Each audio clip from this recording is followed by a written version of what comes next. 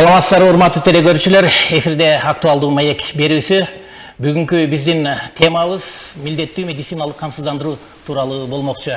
Ал эми бүгүн биздин студияга келген коноктор менен тааныштырып өтсөм, биздин студияга Кыргыз Республикасынын саламаттык сактоо министрлигине караштуу милдеттүү медициналык камсыздандыруу фондунун Баткен аймактык башкармалыгынын өкүлдөрү Сапарбаев Куатбек Төрөбаевич, ММК фондунун Баткен аймактык башкармалыгынын директору.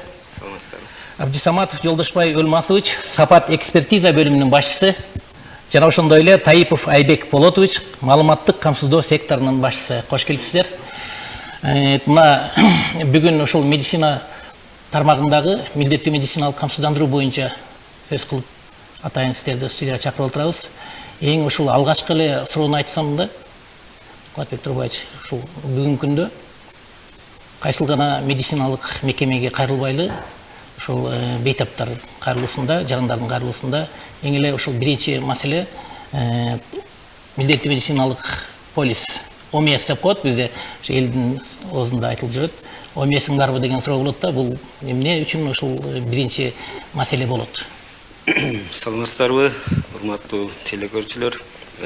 Медициналык камсыздандыруу жөнүндө чындыгында сиз айтканыңыз туура. Себеби медициналык камсыздандыруу бүгүнкү күндө өтө маанилүү болуп турат. Себеби жалпы өзү жарандарды милдеттүү медициналык камсыздандыруу жөнүндө мыйзам 1999-жылы чыккан. Бирок ал мезгилден бери медициналык камсыздандыруу мындай айтканда адамдардын өзүнүн эркинде болчу да. Мамлекет бүгүнкү күнү 75% жарандарды мамлекет кепилдикке алган. Камсыздандыруу боюнчачы. Анан калган 25% камсыздандырылбаган жарандар булар кааласа алат эле, каалабаса албайт эле. Бирок мына былтыр 2023-жылдын март айынан ошол милдеттүү медициналык камсыздандыруу жөнүндө мыйзамга өзгөртүү киргизилди. Ошол мыйзамга ылайык, өзгөртүүгө ылайык ошол камсыздандырылбаган жарандар милдеттүү түрдө камсыздандыруудан өтүүсү милдеттендирилген да. Алар кимдер ушул камсыздандырылбаган жарандар? Камсыздандырылбаган жарандар бүгүнкү күндө 18 жаштан жогорку бардык жумушсуздар. Каттоодо жок жумушсуздар. Эгер катталган жумушсуз болсо, ал камсыздандырылган болуп калат. Катталбаган жумушсуздар.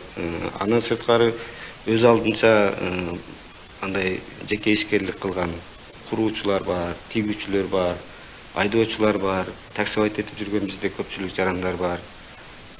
Анан үйдө отурган үй кожойкелер да бүгүнкү күндө камсыздандыруу төгүмдөрүн төлөбөйт, ошондуктан булар баардыгы камсыздандырылган жаран болуп эсептелинет да.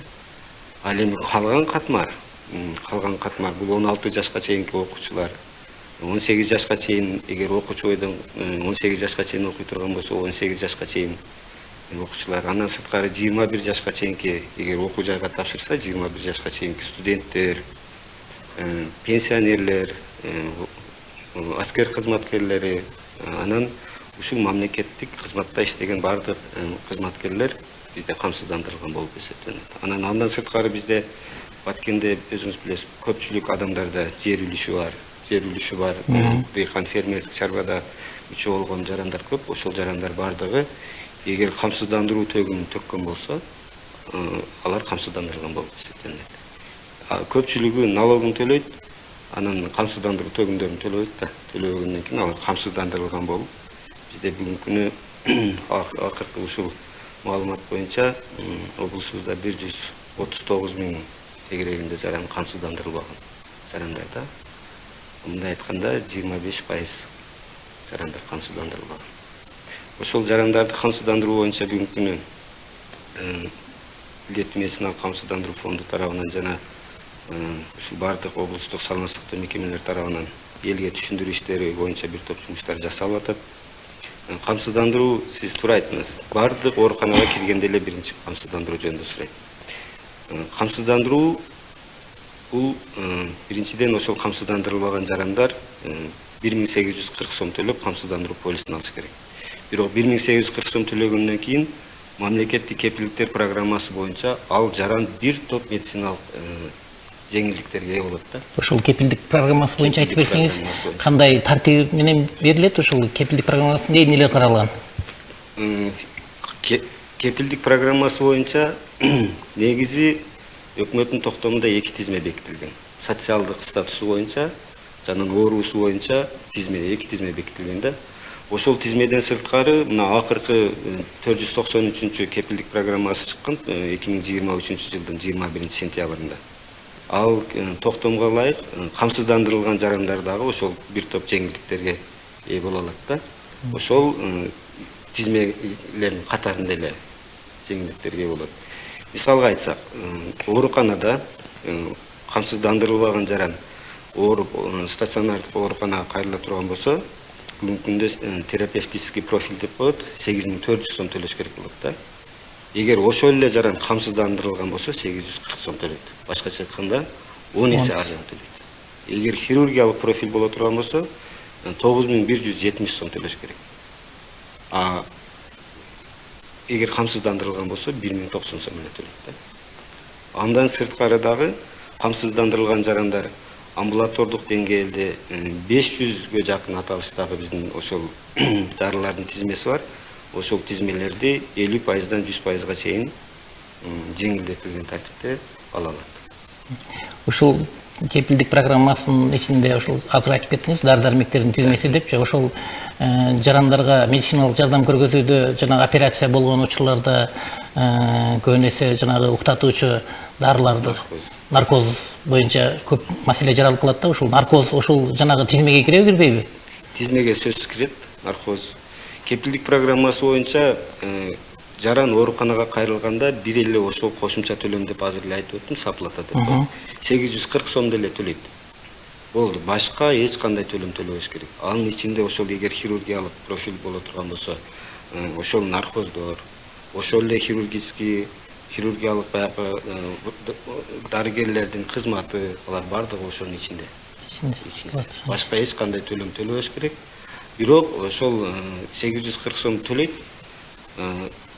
Дарыларды оорукана 100% камсыздап бере албайт. Бүгүнкү күнү ошол бизде тизме бар, перечень жизненно важных лекарственных средств деп айтылат.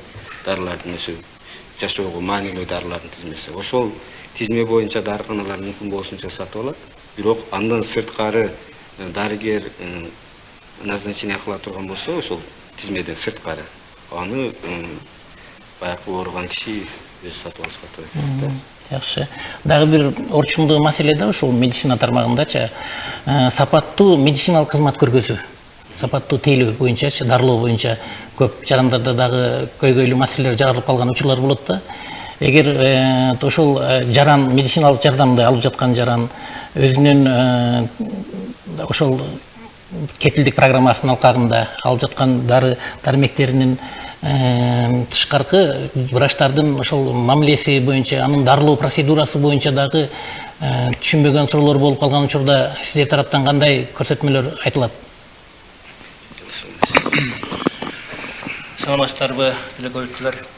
Мына сиздин азыркы айткан суроолоруңуз боюнча ар бир камсыздандырылган жаран камсыздандырылгандан кийин өздөрү биринчиден больницага, ооруканага келгенде амбулаториялык шартта бир врачка, өзүнүн айылындагы врачка каттоого туруш керек. Каттоого тургандан кийин ошол врачтын каттаган адамы кайрылганда ал ошол медициналык жардамдарды көрсөткөндө бекер болуп, анын ичинде лабораториялык изилдөөлөр бекер болот. Амбулатория стационарга направление берсе, стационарга жаткандагы төлөмдөр аз болот да. Андан кийин булардын амбулаториялык шартта этаптарды көргөндө азыркы убакта клинический протоколдо клиникалык руководстволор колдонулат. Ар бир этапты ошол клиникалык протоколдогу клиникалык руководстводагы жазылган дарылоолордун негизинде гана дарылар жазып берилет. Бул маалымдамада көргөзүлгөн. Маалымдамадагы дарыларды врачтар рецептке жазып берсе, ошол рецепттин негизинде камсыздандырылган адамдарга 50% жеңилдик менен берилет да. Анын ичинде дагы 5 оору болот. Мамлекеттик кепилдик программанын негизинде аларга 90% жеңилдикте болот. Бул ооруларга бронхиальный астма, эпилепсия, анткин шишик и талын оорулары, аффективдүү бузулуулар деген оорулар да, булар учетто турган оорулар болот. Тиешелүү адистерде. Буларга ошо жазылганын 90%-inde мамлекет төлөйт. А бул 10%-ке жакындарын өздөрү төлөп калышат да. Мына сиздин кызматыңыз аймактык башкармалыктын сапат экспертиза бөлүмүнүн башчысы деп турат да, ошол сиздин кызмат кандай кызматтарга сапатына көзөмөл жүргүзөт, кандай кылып жүргүзөт? Биздин азыркы мен айтып өткөндөй эшиктен кирген ооруларга клиникалык протоколдун негизинде дары назначение болуш керек да. Азыр айтып өттүм го, мен ошо клиникалык протоколдун негизинде көрүлүп, ошол жердеги назначение болгон дарыларды гана адамдарга генерикалык ат менен жазып берилет. Ал дарыларда маалымдамада 48 генерикалык ат менен 500дөй торговый ат менен жазылгандар дарылар. Ошон үчүн ар бир адамга келген ооруга врач генерикалык ат менен жазып бериш керек. Анан аптекага баргандан кийин ар бир больнойдун өз эрки. Генерикалык атты алабы же торговый аттаган алса боло берет. Мен мына дарыны чет эле мага ушуну бересиң десе, аптекар ошону рецептный регистрация кылып коет дагы, ошол дарыны бере берет. А врач жазганда только генерикалык атты гана жазылат. Биз текшергенде бүт ошолорду контроль кылабыз. Кайсыл дары неменен жазылат, торговойдубу же генерикалык. Себеби торговый дары генерикалык атка караганда экөө бир эле дары, бирок булардын айырмасы баасында гана.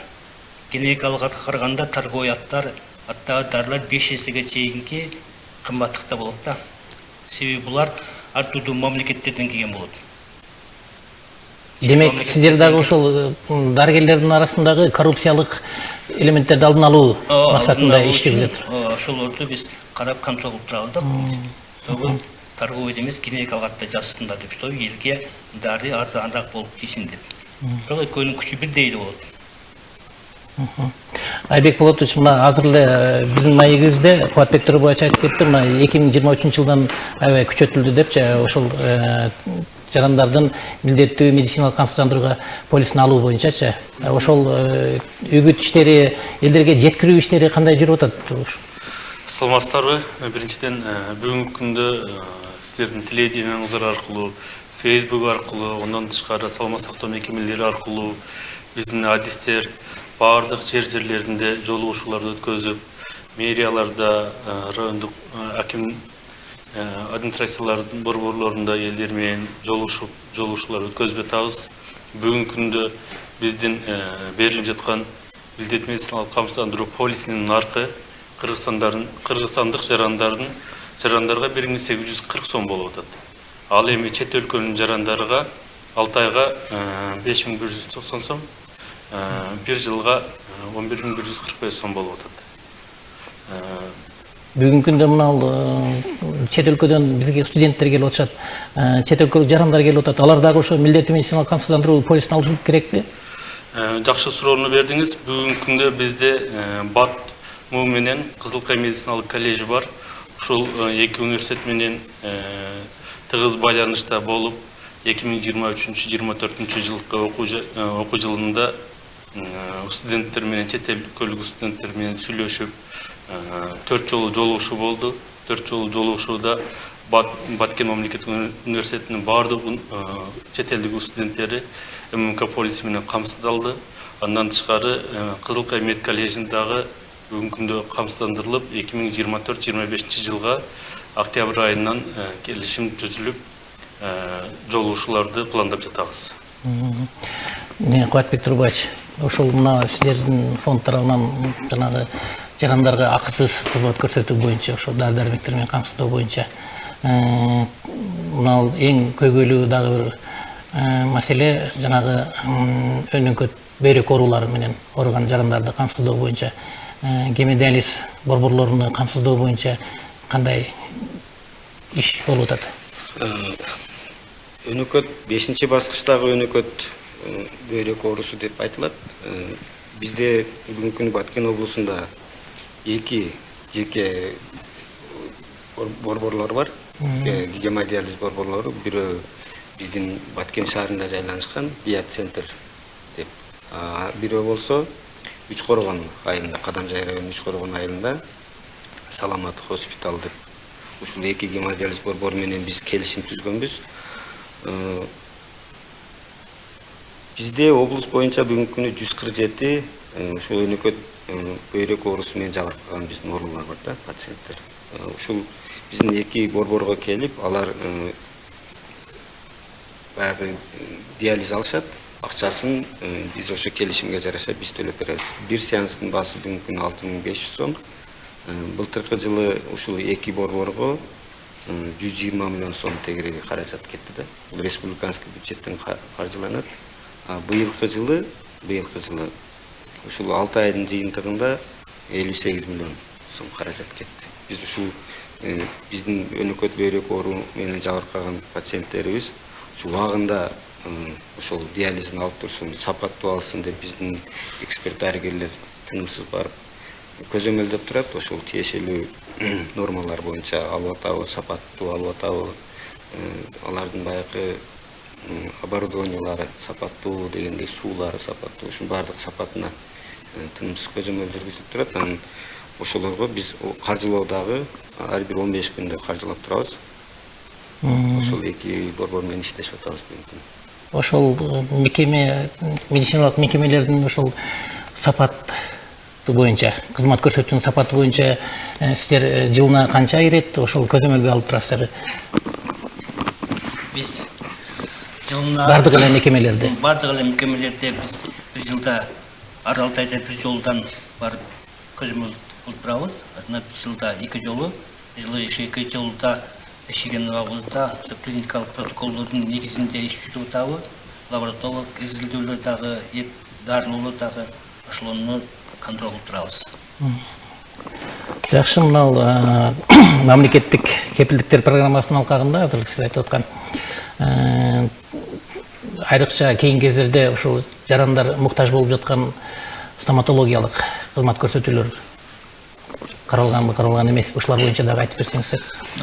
Мамлекеттик кепилдик программада 493 немеде быйылкы неместе чыккан стоматологиялык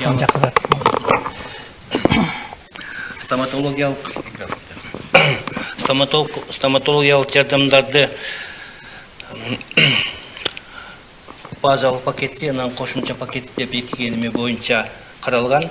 Бул стоматологиялык жардамдын базалык пакети акысыз бул. Камсыздандырылгандарга 10 жашка чейинки балдырга 70 жаштан улуу пенсионерге кош бойлуу боюнча катоодо турган аялдарга социалдык жактан аялуу категорияларга бул 36 категория болот. Ушуларга базалык пакеттен акысыз болот. Анан бул стоматологиянын жардамдын кошумча пакети бар. Кошумча пакети бул социалдык жактан аялуу категория, баягы 36 категория, бул баягы социалдык боюнча деп Викторович айтып кетти, социалдык категория ооруларынын ошол 36 социалдык категорияда адамдарга акысыз. Анан кийин 50% жеңилдиктер бул бардык камсыздандырылган эмелерге да алууга укуктар бар. Бул эми стоматологиялык жардам бардык стоматологдордо эмес, бул мамлекеттик стоматологиялык кабинеттер бар. Ошолордо гана жеке менчик немелерде мындай болбойт. Ооба, только мамлекеттик немелер. Медициналык кызмат көрсөтүү стоматологияда деле. Анын деле өзүнүн бир көрсөтмөлөрү бар да, кайсыл учурларда акысыз көрсөтүлөт, кайсыл учурда ал акылуу болот деген. Мына стоматологиянын базалык пакети бул профилактикалык көрүү, ооз көңдөйүнүн санациясы деген бар.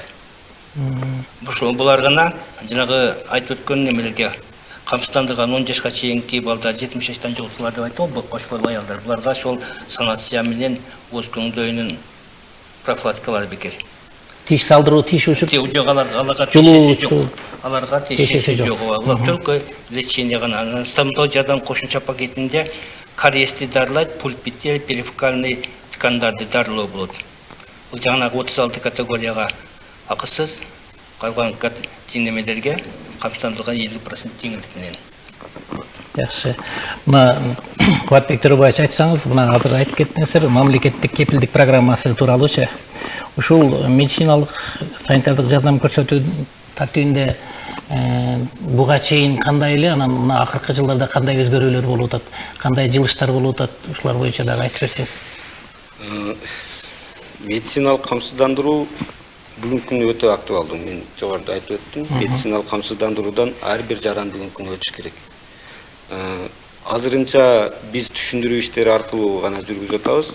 Мисалы, былтыркы жылы медициналык камсыздандыруу полисин Баткен облусу боюнча 1400 адам камсыздандыруу полисин алганда, анын ичинен 126 чет элдик жарандар алган.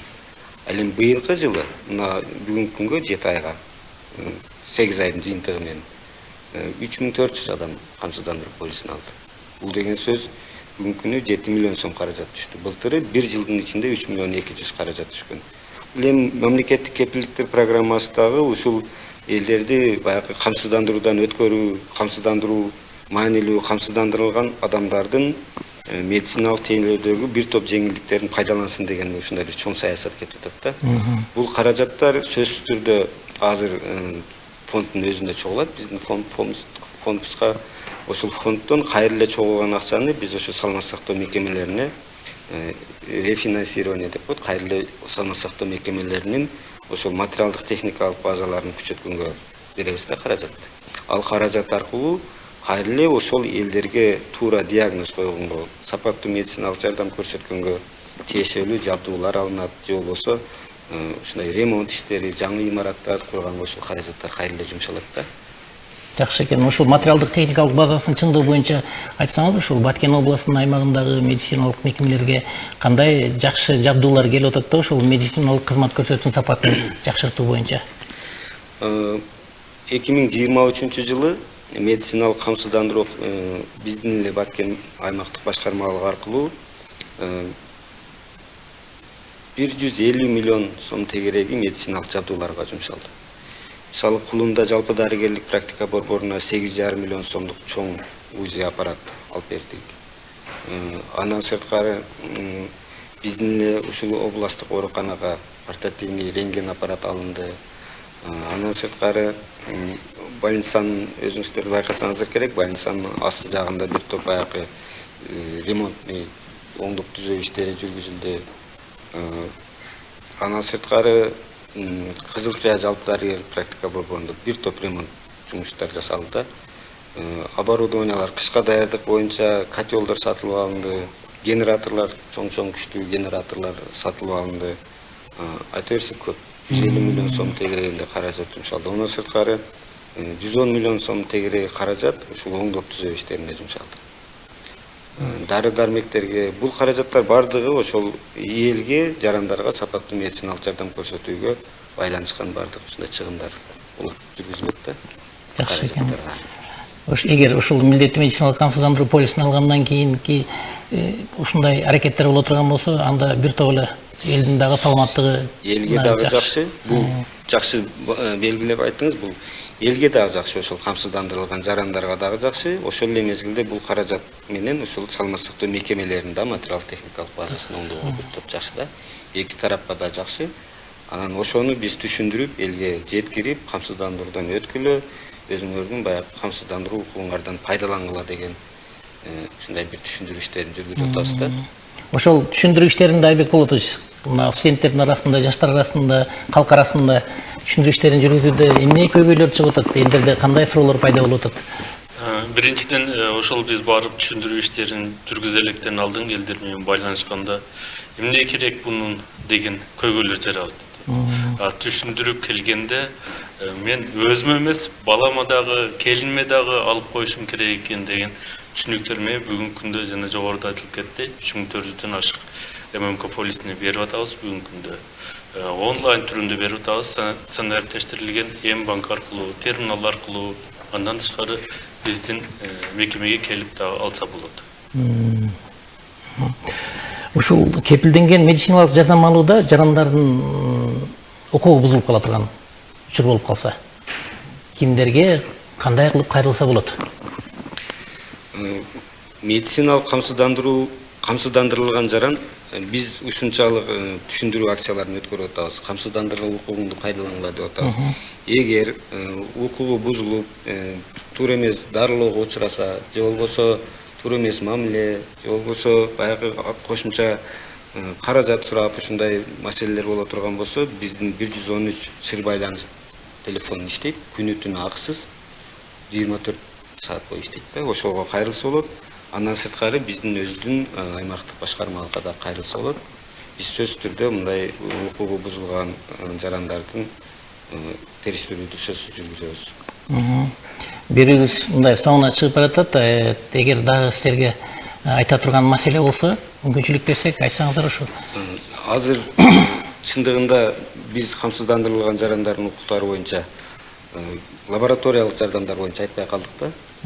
Лабораториялык жардамдар ооруканада 12 базалык, анын сырткары 42 кошумча пакет деп коет. Ушул 42 кошумча пакетте дагы ушул изилдөөлөрдү акысыз ала алат да биздин камсыздандырылгандар. Бул деген сөз орточо бир эле изилдөө биз анализ жасап көрдүк. Мисалы жеке лабораторияларда 500-600 сомго чейин жасалган анализдер эгер камсыздандырылбаган болсо биздин саламаттык сактоо мекемелеринде 200-300 сомго чейин турат. Эгер ошол камсыздандырылган болсо 100% акысыз да. Мындай айтканда бул бир топ эле баягы камсыздандырылган адамдарга чөнтөгүнө пайдалуу. Аптекалар боюнча бизде бүгүнкү күнү 20 аптека менен облустун аймагында келишим түзгөнбүз. Ошол аптекаларга барып, жогоруда айтып өттүм эле 500 аталыштагы дары-дармектерди үй бүлөлүк дарыгерлер тобунун дарыгеринин жазган рецепти менен барып 50%-дан 100%га чейин алса болот. Мисалы анализ кылып көрсөк, жөнөкөй дарыканадагы баасы темир жетишсиздигине байланыштуу фермлек 560 сом турат экен да. Ал эми ФОМС ушунун 267 сом төлөп атабыз. Эгер дарыгер рецепт жазып берсе, калган 293 сомун пациент төлөйт. Көрдүңүзбү, 267 сом бул жерден бронхиалдык астмага байланыштуу сальбутамол элдердин көпчүлүгү эле пайдаланат. 216 сомун дарыканада турат жеке баасы. А ФОМС ушун 165 сом төлөйбүз. Пациент болгон 51 сомуна төлөп калат да. Мындай дарыларды алгандар көп. Ошо элдин ушул маалымдуулугун күчөтүш керек болуп атат да. Маалымдуулугун күчөтүп, элдер ушул камсыздандыруудагы жеңилдиктерди алыш керек. Лаборатория боюнча дагы ушундай эле. И стационардык деңгээлде дарылоодо дагы 10%га чейин арзандатуу менен кошумча төлөмдү төлөп дарыланат да. Көпчүлүгү бүгүнкү күнү ушул маалымат жок, больницага келип кайрылып жаткандан кийин 8400 төлө десе, уже баягы пациентке оор болуп калат. Анан мен азыр алсам болобу дейт. Жок, азыр алганга болбойт. Себеби 5 күндөн кийин күчүнө кирет. Полисти алгандан кийин 5 күндөн кийин күчүнө кирет. Ошон үчүн алдын ала мен оорукчак эле адамдар өзүнүн өзү ден соолугун камсыздандырып койгону жакшы. Себеби баарыбыз айтабыз, биринчи байлык ден соолук депчи. Ошол анын ден соолукка келгенде 1840 сомду аяп калабыз да. Ошон үчүн мен суранып кетет элем, убакыттан пайдаланып, эфирден пайдаланып ушул баардык камсыздандырылбаган жарандар камсыздандыруу полисин алса, биздин ооруканалардын материалдык техникалык базасы да жакшы болот. Элдерибиз да эми эч ким оорубасын, мен ооруйм деп эч ким пландаштырбайт. Бирок эгерде ошондой учур болуп кала турган болсо, ушул жеңилдиктерден пайдаланса, арзан түшөт да. Жеңилдиктер демекчи, мына дарыгердин рецепти боюнча дарыканаларга кайрылган учурда ал жердеги дарылар жетиштүү сиздер тараптан камсыздалабы? Биз айтып аткан ошол 500 аталыштагы дарынын биз келишим түзөбүз. Баткенде 20 аптека менен келишим түздүк деп айтпадым. Ошол 20 аптекада ошол 500 аталыштагы дары дайыма болушун биз көзөмөлдөп турабыз. Себеби дарыгер жазып бергенден кийин пациент рецепт көтөрүп барса, дары жок деп койсо, анда бул программа ишке ашпайт. Ошон үчүн сөзсүз түрдө ошол дарыканада ошол дары болуш керек. Болбосо генерический башка аталыштагы ошол сапаттагы дарыны берет. Пациент баары бир пациент жеңилдикке ээ болот да. Бирок дарыны сөзсүз камсыз кылып беришин биз көзөмөлдөйбүз. Мына мамлекеттик аптекалар деле өткөн жылдан иштеп дары менен камсыз кылып атат. Ал жердеги дары-дармектин камсыз болушу дагы сиздер тараптан көзөмөлдөнүп. Элеман деген аптека, ал аптека менен дагы биз ушул эле программанын алкагында келишим түзгөнбүз. Элеман аптека биздин бүгүнкү күндө бардык үй бүлөлүк дарыгерлер борборунда. ошол борборго поликлиниканын прям ичинде отурат, ошолорго кирип кайрылса, ушундай эле арзандатылган аптекалар берки коммерциялык аптекаларга караганда өзү арзаныраак. Андан сырткары эгер рецепт менен бара турган болсо, пациент үчүн бир топ эле арзан болот да.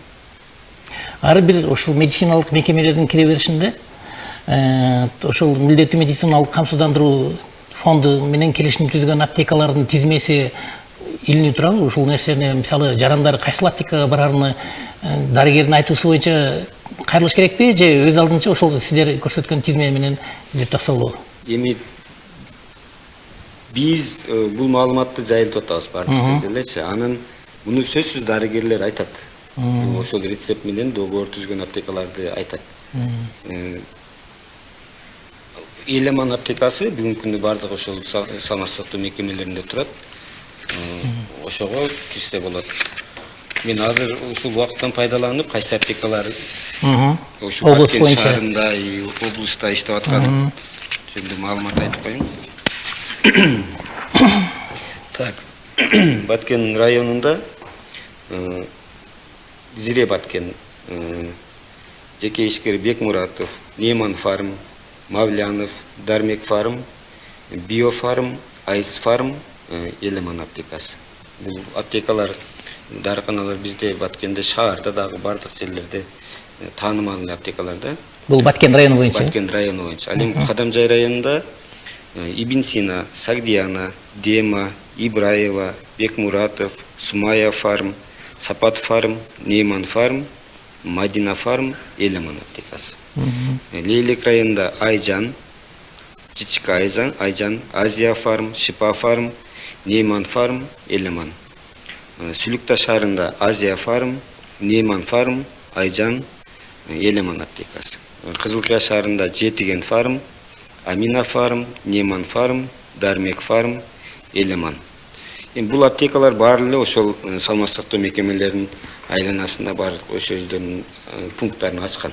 Нейман фармды билесиз, баардык жерде ачканда, ошол бир эле Баткенде эмес, баардык ушул областтагы ошол дарыканага кайрылса, эгер рецепти колунда болсо, Кыргызстандын баардык жеринен барып алса болот бул. Только Баткенден эле эмес. Болгону ошол үй бүлөлүк дарыгерлер тобунун дарыгеринен рецепт жаздырып алып туруп, эгер Бишкекте жүрө турган болсо, Бишкектеги ушу Нейман фармга барып кайрылса дагы, бул ушу дарыларды ала берет. Эгер Көлдө боло турган болсо, Көлдө дагы боло берет. Кыскасы, Кыргызстандын баардык аймагында иштейт. Жакшы, Кемай абай. Мына дары-дармектердин сатылган дарыканалардагы дары-дармектердин сакталышы боюнча дагы көзөмөл жүргүзөбүздөр. Ал биздин милдетке кирбейт, аны саламаттык сактоо министрлигине караштуу департамент, дары камсыздоо департаменти, ошол департамент көзөмөл сакталышы, мөөнөтү суроктор боюнча. Сиз Жолдошбай Алмасович, кошумча айта турган сөзүңүз болсо? Кошумча айта турган сөзүм бар. Мына Микрофонду. Элдер менен көбүнчө биз жолукканыбызды айтышаттар. Сиздер направление жазсак, пикирдештерге, бирок биз бошко Бишкекке барсак, акча алып атат деген суроолор көп беришет. Ошол адамдарга айтып коелубуз, бул жерден кетип атканда өзүңүздөрдүн катталган үй бүлөлүк дарыгерлигиңиздерден жолдомону алып барып, кимге жолдомо жазган болсо, ошол врачка кайрылганыңыздар гана бекер. Алынан башка врачтарга кайрылсаңыздар, алар бардыгы акы алуу жолу менен иштелет да. Ошон үчүн өзүңүздөргө берген кайсы врачка көрүнсө, ошол врачка гана көрүнүш керек. Так, сол дагы бир келгенде биз менен милдеттүү медицина камсыздандыруу фонду менен келишим негизинде иштегилген аптекаларда гана. А так жеке менчик аптекаларга ал направление да өтпөйт. Ошондо элдер эске алып койсо жакшы болот. Бошко Бишкекке баргандар. Жакшы. Айбек Болотович, мына биздин телекөрүүчүлөргө кайрылууга мүмкүнчүлүк сизге ошол милдеттүү медициналык камсыздандырууга өтүү боюнча. Бүгүнкү күндө жогоруда айтылып кетти, ММК полистин алгандан кийин 5 күндөн кийин күчүнө кирет деп, айрыкча биздин жарандар качан ооруканага барганда кайрылып атат. Алсак бүгүнү күчүнө киреби деп. Бул закондун чегинде 5 күндөн кийин күчүнө кирет. Алдын ала алып коюш керек жарандар, качан ооруканага барганда керек болот дебестен алдын ала алса өзүнүн укугуну, өзүнүн медициналык жактан жардам алганга, толук мүмкүнчүлүк алганга ээ болот. Бүгүнкү күндө бардык жарандар кандайдыр бир суроолор болсо 113 телефон аркылуу, андан тышкары биздин Баткен аймактык башкармалыга келип туруп, түшүнбөгөн суроолору болсо биз суроолоруна жооп берүүгө дайыма даярбыз. Жана о мээсти алуу боюнча айтып кеттиңиз жогоруда. Дагы бир кайталап койсоңуз, жарандар кайсыл жерден алса болот? Бүгүнкү күндө терминал аркылуу алса болот. Терминалдан P24, Оңой, Айыл банк терминалдары аркылуу мамлекеттик кызматтар тиркемеси аркылуу кирип туруп, ошол биздин өзүбүздүн эмблемада жазылган милдеттүү медициналык камсыздандыруу полиси деп ошол жерге киргенде толук суммаларына чейин чыгып турат, түшүндүрүлүп турат. Андан тышкары телефон аркылуу приложение М-банк, ошол аркылуу дагы алганда ошол жерден полис бланкасында толук чыгарып алганга мүмкүнчүлүккө ээ болот. Андан телефон тартпай алыс жергесине жайгашкандар болсо, өзүнүн үй бүлөлүк дарыгерлерине кайрылса болот. Алар бизге жолдомо берип, бизге келгиче телефон аркылуу түшүндүрүп берип атабыз бүгүнкү күндө. Рахмат. Кубатбек Төрөбаевич, сиздин ошол башкармалык жалаң эле ошо дары-дармектер менен камсыздоо жагынан эмес, ошол медициналык тейлөөнүн сапатын көтөрүү боюнча дагы өтө чоң иш алып барат экенсиздер. Ушул ишиңиздердеги ушул дагы айта турган маселелер болсо, мүмкүнчүлүк берсек сизге. Эми мен урматтуу телекөрүүчүлөр суранып кетет элем. Камсыздандыруу бул өтө пайдалуу. Биз акцияларды өткөрүп атабыз, камсыздандыруу ден соолукка бир кадам, камсыздандыруу болгон пайдалуу деген. Ушул камсыздандыруудан өтүп, ММК полисин алып туруп, өзүңүздөрдүн баягы укугуңуздарды пайдаланыңыздар деп суранып кетмекмин да. Себеби ден соолук биринчи байлык. Эч ким эртеңки күнү кандай болушун эч ким билбейт. Кудай сактасын, эч качан эч ким оорубасын. Бирок ооруп калган учурда ушул камсыздандыруу программасынын негизинде жеңилдиктерге ээ болуп, ден соолукту чыңдоого бир топ жакшы. Ошон үчүн суранып кетет элем, ушул камсыздандыруу полисин алыңыздар, укугуңуздардан пайдаланыңыздар деп айтмакчымын да. Демек, милдеттүү медициналык камсыздандырууга өтүү бир эле жарандардан эмес, ошол эле учурда биздин кыргыз медицинасынын сапаттуу кызмат көрсөтүүсүнө дагы байланыштуу экендиги сөзсүз түрдө. Камсыздандыруудан түшкөн каражатка кайрылуу ошол медициналык жабдууларды алып туруп, элдерге ошол туура диагноз койгонго, туура лечение кылганга шарттар түзүлмөк да. Бул мамлекеттин чоң саясаты, бул саясатты баардыгыбыз колдоп, бирге ушул жумушту жүргүзүшүбүз керек. Рахмат. Мына сиздер менен жолугушуу бул биринчи эле жолу эмес. Буга чейин дагы бир нече жолу жолугушуу болгон. Мындан кийин дагы көп жолу жолугушуп, ошо элибизге ошо сапаттуу медициналык кызмат көрсөтүү боюнча, милдеттүү медициналык камсыздандырууга өтүү боюнча дагы көп эфир убактысын дагы бөлүп беребиз сиздерге. Эми бүгүн ушул эфирге катышып бергениңиздер үчүн сиздерге чоң рахмат. Урматтуу телекөрүүчүлөр, биз бүгүн милдеттүү медициналык камсыздандыруу тууралуу сөз кылдык. Ал эми биздин студиянын коноктору милдеттүү медициналык камсыздандыруу фондунун Баткен аймактык башкармалыгынын директору Сапарбаев Кубатбек Төрөбаевич, ошондой эле башкармалыктын сапат экспертиза бөлүмүнүн башчысы Абдусаматов Жолдошбай Улмасович жана маалыматтык камсыздоо секторунун башчысы Таипов Айбек Болотович болушту. Ал эми берүүнү мен Мамажан Молдоев алып бардым. Саламатта калыңыздар.